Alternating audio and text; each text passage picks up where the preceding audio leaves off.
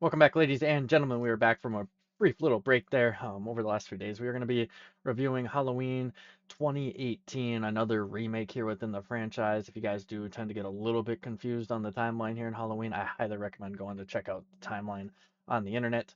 But we'll dive on into this one here, kind of touch on the timeline and a few other little things here. But in this movie, we see an older Laurie Strode here, just like we do in the two movies to follow, where she is kind of taking place where she's like fighting Michael basically as a second movie here. They use the original one here with the timeline that connects to these next three. They just put Michael in like an insane institution. They talk about the five kills within the first movie, and then they kind of from there use the new storyline of Lori and her daughter, you know, kind of fighting off Michael Myers here within this movie. Her daughter not having a great relationship with her due to the fact that her childhood was just ruined by everything because she was stuck, hiding in basements, this and that because of Michael.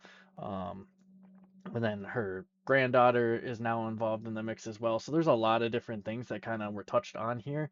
One thing I do like to note, as we saw within the second, fourth, fifth, and sixth movie, Laurie is considered Michael's brother.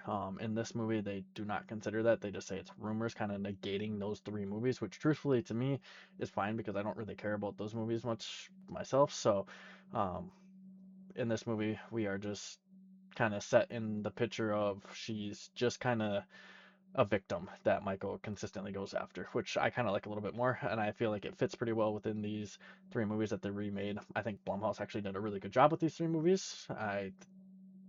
Well, I'm sure a lot of people are going to disagree with that, but I actually really like these three movies outside of like the Halloween Ends. That one's kind of a little anticlimactic, but um, this movie I thought did a great job setting up the new storyline. I'm not really a big fan of when they remake movies, but I think this one did a really good job. I think it was much better than the Rob Zombie remakes.